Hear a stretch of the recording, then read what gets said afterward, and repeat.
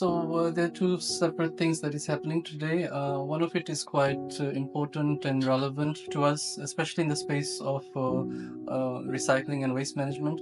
For many years, we've been talking about women and the lack of women participation, especially because waste management is always seen as a space for men, and even members of the LGBTQ plus communities, those of us who are there, know that when we represent or when we say we are part of that community, you always like looked at really are you part of waste management then? So it has been a real difficulty to get that change, that narrative change, even in our regional space. Like those of you know, our regional members, all of them are men, and there's one who is a woman, but that's really quite low, the number.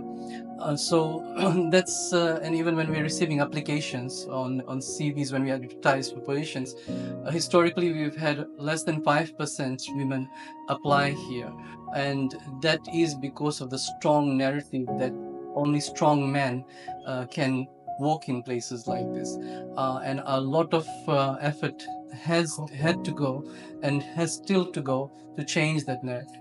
So with that, when women started joining our movement, our organizations a few years ago, we've had a lot of change in our yards. Right now, we've got lots of CPRs who have transited, women CPRs who have transited from CPRs to formal employment. But that could never be enough because we're talking about women in administrative, in management roles. So Shivanjali joined us last year, and she had actually applied for a role with us, Sham, for a communications role, but she doesn't have any communications background. So she came for an interview and she wasn't successful at that interview, and she went away, but she never gave up. So she kept on applying, and then she got selected to this role as a project officer. And then very quickly we recognized and realized the dedication and determination and the priority, and how she's able to multitask and do several things at once, which many people struggle. The structured approach, that so if she's organizing something, there is absolutely no hiccup, and you find that things just roll so smoothly to what we would have two or three other people doing in the past. So a lot of that quickly got recognized, and I think this is your fifth month here, and within that short period of time we recognized that actually she has got the skills that should be in management roles. So with that, I just want to announce that Shivanjali has been appointed as our assistant manager for Pacific Recycling Foundation, effective from today.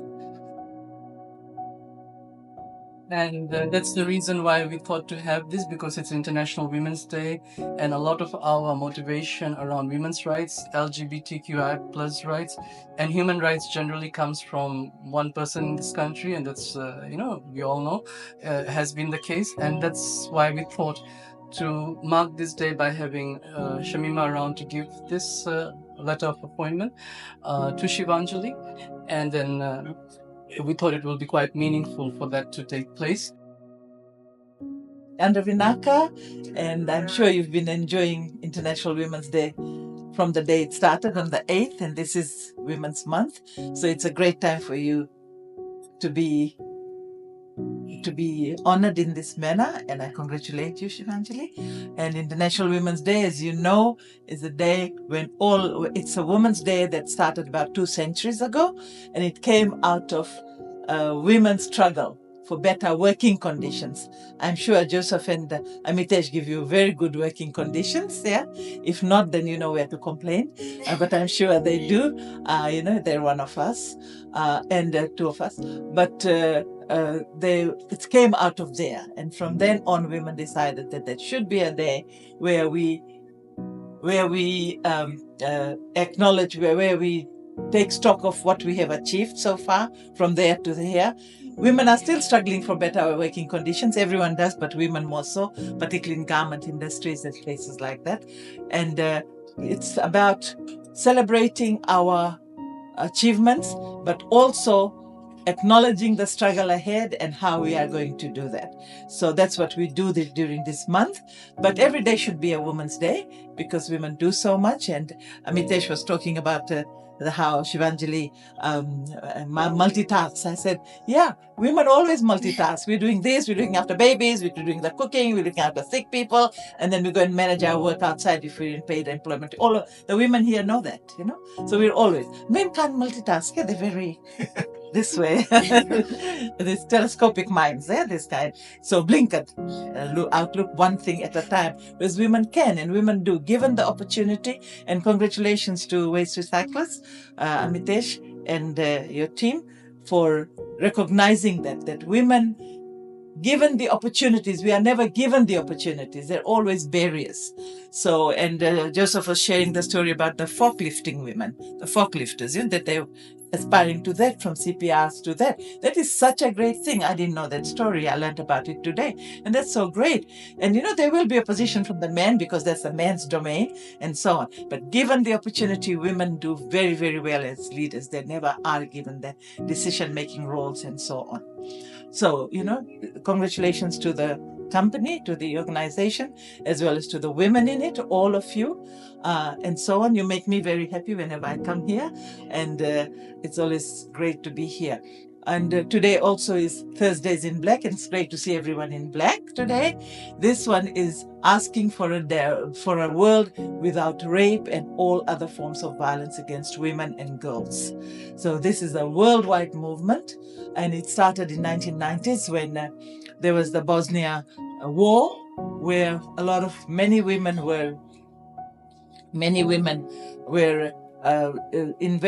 from the invading armies. Many women were captured and put in a place and raped. Over 1 million women had been raped from the age of about 9 till when the World Council of Churches, when they went into the country after the war, they found all these broken women that had been used by the soldiers sexually, and from the ages of 9 to older women, all the ages in between.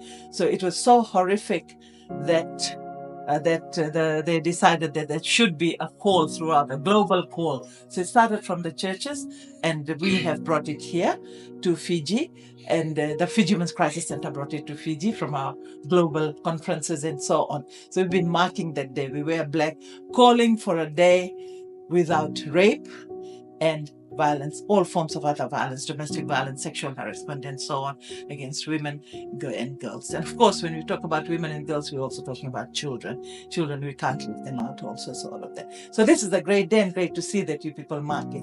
And once again, congratulations. And, the men in here, you can always be allies. You can't be feminists. Women can be feminists. Men cannot be feminists because it comes from patriarchy, but men can be allies, and we've got many, many male allies, some here, present here, strong allies who help us in the work, in our struggle to attain equal human rights with our brothers. So carry on in that way. Sexual harassment policy. We also are asking for domestic violence leave for women if they are going through it, doing the referrals. We've been talking to all these hotels and other places, airports, Fiji and so on, from last week. And we are calling for sexual harassment policies, that there should be one. And how is it going to come into effect? Is there an officer who is trained to be able to do that? Especially in HR and so on, but also domestic violence. With the Employment Relations Bill, they are asking for menstruation leave for women, apart from the 10 days sick leave, that is by law.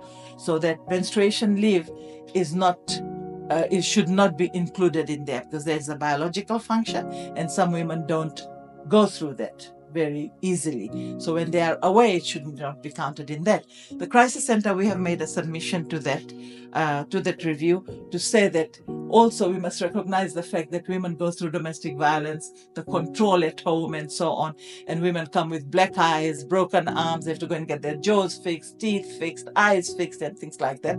So when they're not at work, often they get leave without pay, or it's included in the sick leave. And we're saying that you should have a domestic violence policy, but also when women are not at work because of domestic violence, you'll know it. You know who is getting beaten up and not.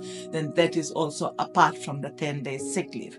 The policy should also include referrals where they can go for counseling, taking time off, paid time off for counseling so that they get out of it, not staying there accepting it. We also have to look at the perpetrators. Sometimes the wives might come up here and complain, so-and-so, Prithvi is beating me up or something like that. I know you're not Prithvi, they are not. But if they do that, then you have to do something about him also, the perpetrator. Are you going to keep a perpetrator here? Are you going to send him off for some re-education? Because we can lose very good staff, both men and women. We can lose them if we don't treat them the way that they should be and take care of them and safeguard and things like that. So look out for all of that hopefully, and this place can be a good example of that. We are small and I see that you're already being taken care of, and that is just another step more. So Vinakoba Levu, great to be here, and congratulations once again, and congratulations. Thank you, madam. You won't believe, I was very little and I didn't know much about the world, but my parents and myself, we knew your name.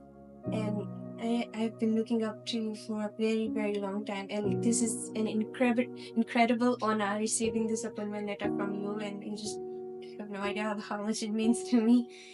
And also, thank you, 𝐂𝐤𝐳, for recognizing that potential in me that even I did not know was there actually. And to have this women in a very short period of my employment here is just a big thing. And also to my other managers, 𝐂𝐤𝐳, Vinil, everyone, thank you so much for guiding me along the way. And what I just received today, a lot has come from your input. So thank you so much. And everyone else, everyone here is amazing, not just amazing colleagues, but amazing people on their own. And I think the reason I can do so well as a woman because I'm surrounded with strong, amazing women here who support me every single day. And I look forward to this support every single day from now onwards. And as you've mentioned, if we are getting taken care of here, we are. Not just a month ago, my mom was really sick, and she was really sick, she was admitted in the hospital, and the support these men gave me, Amitesh and 𝐂𝐤𝐳, was, I can't explain how much it meant to me. She's doing well right now, but it just was amazing. So thank you once again for this opportunity, and I promise I'll do my best.